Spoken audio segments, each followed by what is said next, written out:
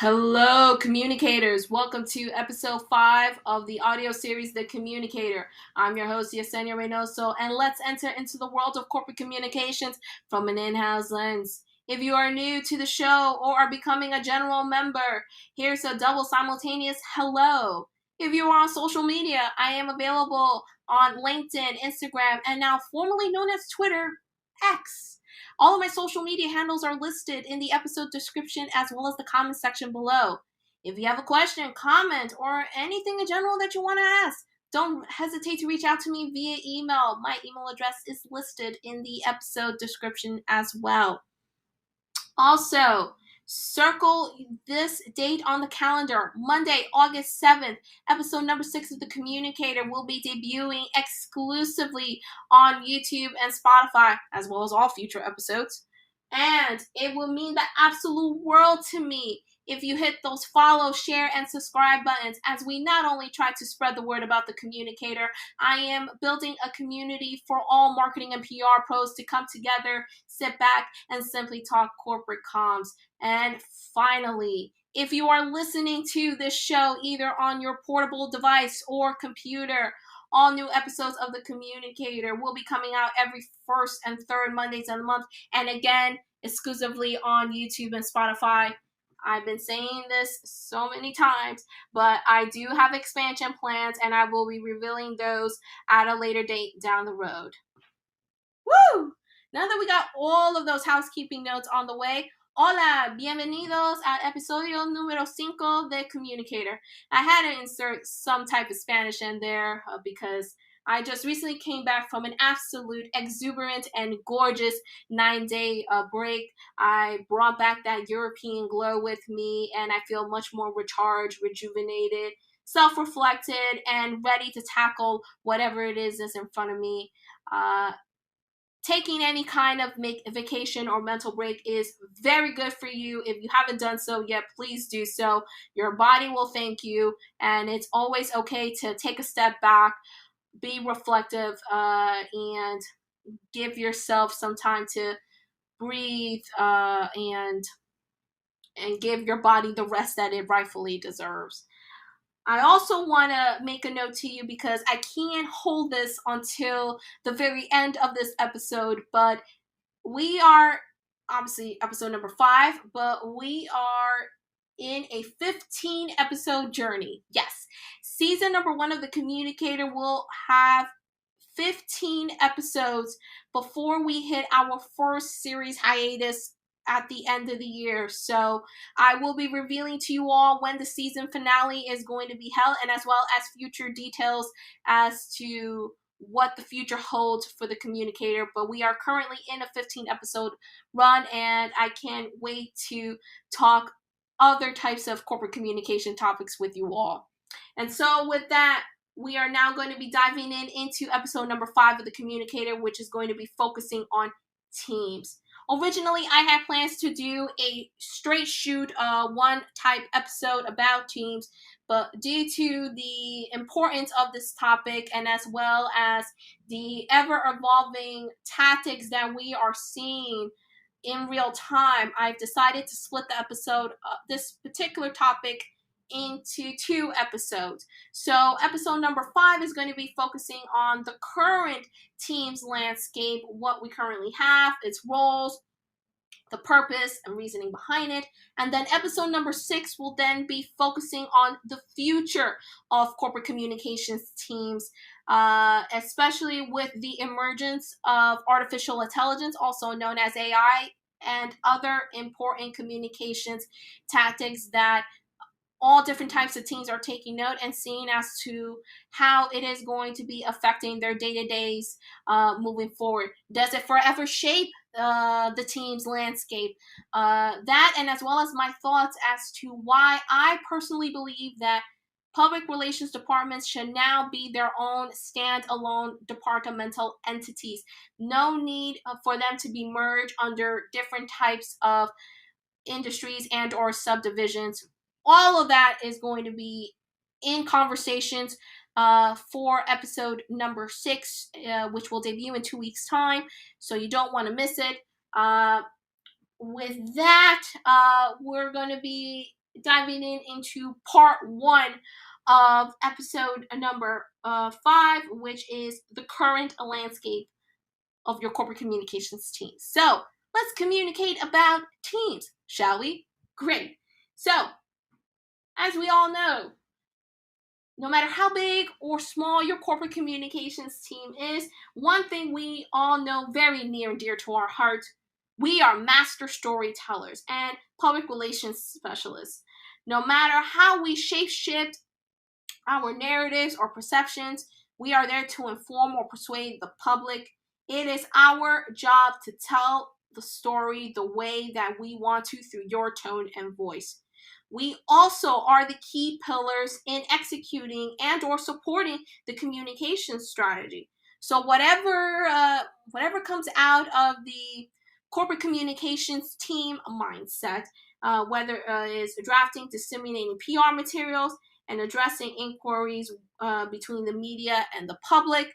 Our goal is to ensure that all of those align with the key objectives of our corporate communications strategy, while also at the same time executing it and measuring it to the highest standards to see as to whether or not it is going to be effective. The typical team structure of a corporate communications department can vary simply on the size of the organization, its industry, and the scope of communications needs. Each role that has a specific part is tied to your overall strategy. So, depending as to the amount of components that you have in a communication strategy, each role will then be filled by the certain individual that specializes it, and depending as to how is it going to be rolled out, it is up to the organization leader to decide as to how that vision is going to be entailed. So you definitely want to think about your team like a baseball or football team. I absolutely love it whenever I try to interject any kind of baseball analogy into corporate communications. Mixing sports with my career is always a big win in my book. So when you formulate your team, you want to have these 4 core attributes when you're looking at the bigger picture. Number 1, your coach and your manager. Think of him or her as a leader.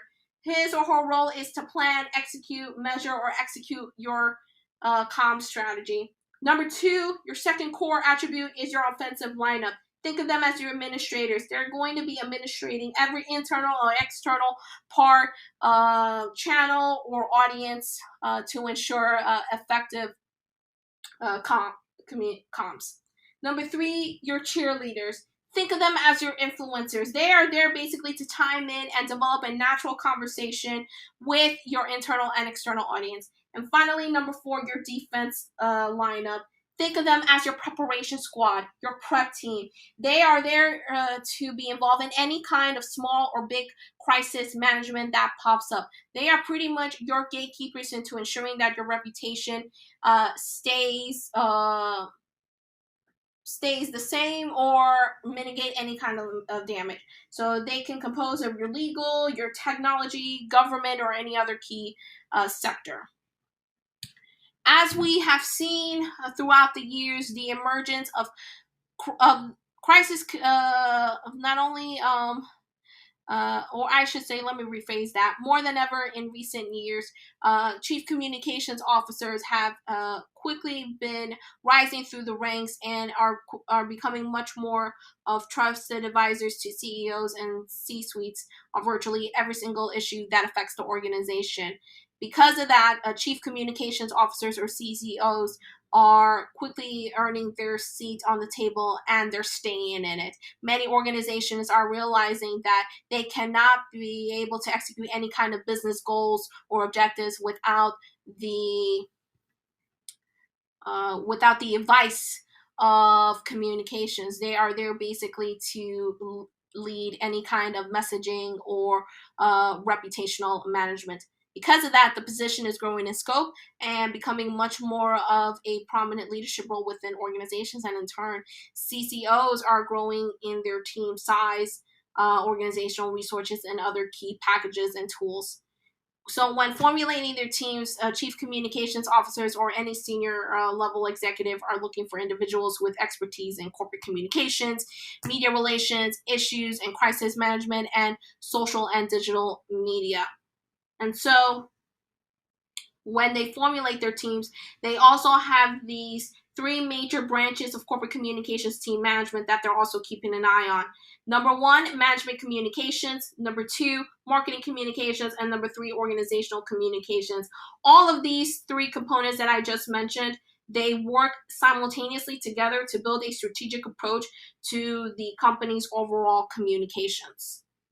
Now, before we dive into the actual roles itself, I also want to make note of a particular LinkedIn post that I saw several days ago, and we're going to be talking about it more in depth on episode number 6. And it is about the intersectionality between PR and marketing, how they have worked together over the years, and now, as we've seen, more exclusively, I should say, public relations has been on the rise and becoming such a critical component.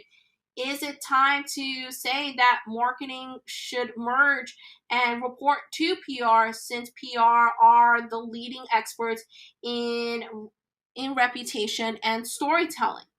And I found that pretty interesting, especially since he also made a note of how the reporting structure should be. And I found that intriguing, especially since the future of any business has to require public relations in a certain degree.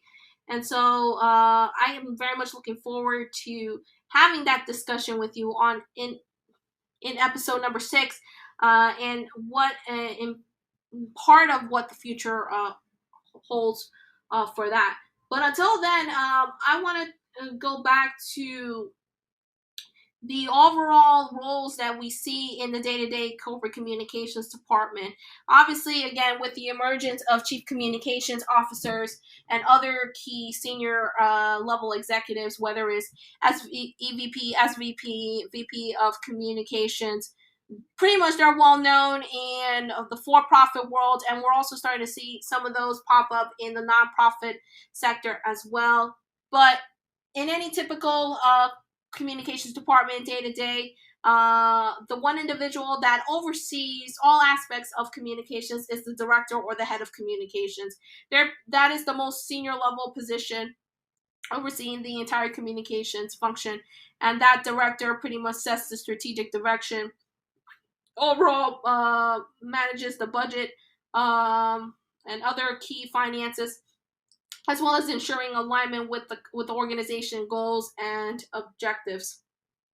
And then once you have your director, sometimes that director could be spearheading the department all by him or herself, or they have a team that's either small and or specific to certain components within the strategy or the mindset of the organization, or it is a large one. Regardless, there's always a head that oversees everything. And so when you break it down even further through the umbrella, here are some of the other key communications areas that you may find in a typical day-to-day. That includes internal communications manager, PR specialist, or coordinator, where their role is focused specifically on internal communications within the organization. They create and implement strategies to inform employees about everything that happens within the organization internally, whether it's news, policies, or updates. Media relations manager or specialist. This individual manages the company's relationships with the media. They handle all different types of inquiries, draft collateral, I should say, and organize press events, as well as PR specialists. They assist media relations individuals. Then you have a content manager, copywriter, or copy editor. They're responsible for creating engaging content. Digital and social media manager, specialist, coordinator. They are in charge of the company's digital and social media presence, where they develop strategies, oversee social media and other digital communications accounts, such as the website, email marketing, and other online platforms. Public affairs manager, they communicate with government bodies, regulators, and other relevant public institutions. Events manager or specialist, where they're responsible for planning and the execution of corporate events, conferences, and other public-facing gatherings. Sometimes events either works within a public relations department, marketing, or they are a standalone entity. Depends as to what the organization wants. Graphic designers or visual content specialists, managers, they create all different types of visual assets such as infographics, presentations, and other visual content. Community relations manager, where they engage with local community and other stakeholders, developing programs to enhance the organization's reputation and impact. A brand new category that has been rising over the years is corporate social responsibility, or CSR manager specialist. They pretty much oversee and manage the CSR initiatives and communicate its social and environmental commitment and responsibilities to internal and external audiences. And finally, analytics specialist manager, and their main role, I should say, is to monitor and analyze different types of communications metrics to evaluate the effectiveness of communications strategies. So again, it could very much vary based on the size, the complexity, and specific communications needs. Some of them can either be combined or expanded, or depending as to the overall wavelength of the organization, they can be streamlined to a structure with fewer specialized roles.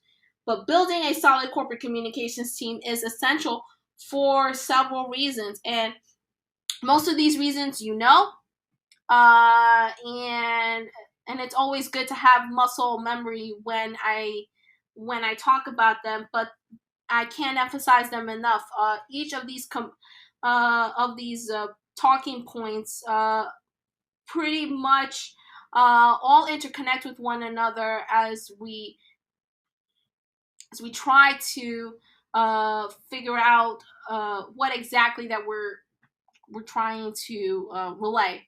And so when you're building out your communications team, here are some of the key reasons as to why it's important to have them when you're making your talent operational decisions. Number one, reputation management, where having a team is crucial in managing the organization's reputation and perception. Number two, crisis communications. Having a team that focuses on that, they are responsible for including the media, customers, investors, partners, and the public, and they can paint a positive brand image and loyalty and confidence. Number three is crisis communications, especially in times in crisis. Having crisis communicators to either promptly and efficiently respond to any kind of negative messaging or damages to the reputation and organization, both internally and externally, to ensure that damage is either litigated to minuscule levels or not affected whatsoever. Remember, when I talked about formulating your team, you want to think about having it like a baseball or football team. One of those core attributes is having that defensive lineup, and having crisis communicators is that defense. Number four, internal communications. Having individuals working, communicating within the organization is important to ensure that employees are well informed, engaged, and aligned with the organization's mission and goals. Number five, media relations. You can also make that connection with external communications. Their job is to build positive relationships with the media that can lead to favorable media coverage and opportunities. You're looking for ways to further expand your thought leadership, your story, and your achievement, whether it's through press coverage, media awards, or anything in general. This is the way to do it. Number six is stakeholder engagement, where the team facilitates and meaningful conversations with stakeholders, agencies, NGOs, and other key associations. It's all about building partnerships and relationships. You want those to last and deliver a positive effect. Number 7, brand messaging and storytelling.